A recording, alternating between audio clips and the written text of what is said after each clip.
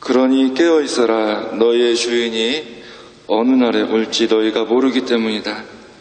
어느덧 11월 마지막 주이자 대림 첫째 주일입니다. 세속 달력으로는 단순히 11월의 마지막 날일 수 있겠지만 교회에서는 새로운 한 해가 시작되는 은총의 시기라 할 수 있습니다. 그런 의미에서 오늘은 교회 전례력으로 새로운 출발이자 희망의 날입니다. 오늘 복음의 앞부분의 말씀은 예수님께서 올리브산에 앉아 계실 때 제자들은 세상에서 가장 아름답고 하나님이 거처하는 장소인 성전이 무너진다는 예수님의 말씀이 내내 마음에 걸렸습니다. 이 엄중한 메시지 앞에서 제자들은 가장 심각하게 궁금한 것은 그 정확한 때와 징조였습니다. 그 때와 징조를 알아야 대비할 테니까요. 그래서 제자들은 예수님께 질문합니다. 저희에게 알려주십시오. 그런 일이 언제 일어나겠습니까? 예수님의 대답은 간결합니다. 그 날과 그 시간은 아무도 모른다. 그렇게 분명하게 성전 파괴를 예고하시고도 그 날과 그 시간을 모른다고 하시니 제자들은 당황했을 겁니다.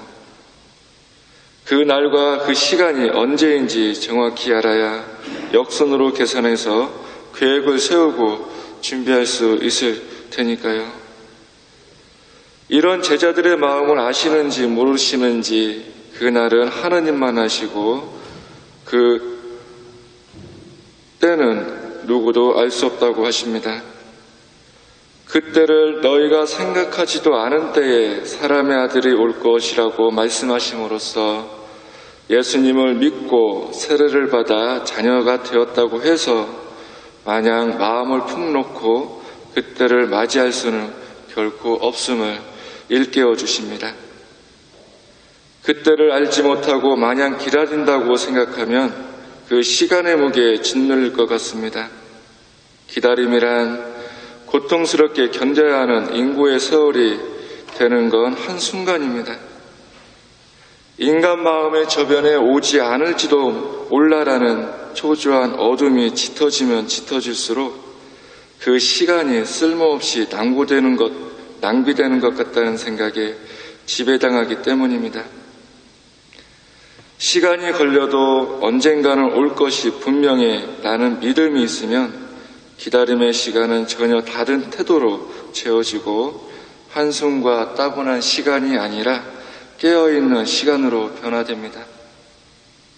그러니 기다린다는 것 자체가 하염없이 무의미하게 흘려버리고 소멸되는 먼지가 아닌 의미 있는 시간이라고 할 수 있습니다. 우리가 기다림을 깨어있는 시간으로 만들 때 깨어있는 그 자체가 기다리는 대상만큼 중요한 삶의 이유가 될 수 있습니다. 깨어있는 그 자체에 대한 비유와 관련하여 예수님께서는 들에 있는 사람들과 맷돌질하는 사람들 이야기를 들려주십니다. 같은 일상의 삶을 살고 있었는데 하나는 데려가시고 하나는 버려두겠다고 말씀하십니다. 둘 사이의 차이는 뭘까요? 예수님은 깨어있음을 강조하심으로써 그 차이를 드러내십니다. 기약 없는 날을 기다리며 깨어 준비하는 자녀가 되라고 당부하십니다. 예수님께서 요청하시는 기다리는 자의 삶의 태도는 바로 깨어있음입니다. 마냥 게으르게 보내며 허망하게 시간을 보내거나 지나치게 긴장하며 부들부들 떨며 시간을 보낼 필요는 없습니다.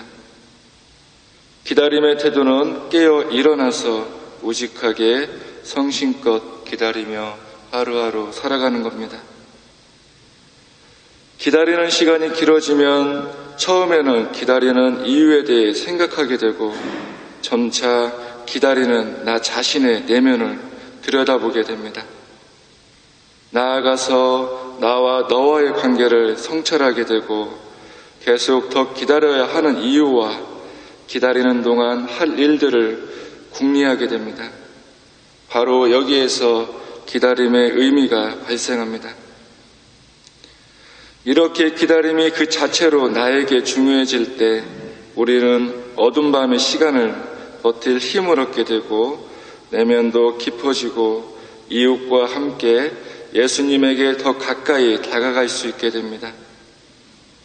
그러니 기다림은 공허한 시간이 아니라 꽁꽁 닫힌 마음의 문을 두드리는 우리의 삶의 방식이고 깨진 그릇 같은 인간관계를 메워주는 삶의 방식이라고 할 수 있습니다. 우리를 찾아오실 주님을 바라며 기다림이라는 행위를 지속하는 동안 우리는 어둠의 행실을 버리고 이웃을 더 용서하고 사랑하며 우리 삶을 진실한 기다림으로 만들어낼 수 있습니다. 이제 대림 첫 주일입니다. 우리는 지금 누구를 간절히 깨어 기다리고 계십니까? 2000년 전 이미 오셨던 예수님의 삶과 말씀을 기억하며 대림 시기를 간절한 마음으로 보내야겠습니다. 그 마지막 때가 언제 닥쳐오든 기쁨으로 맞이할 수 있도록 우리 모두 멋진 깨어 기다림의 삶을 살기를 이 미사 중에 은총 청하도록 합시다. 아멘.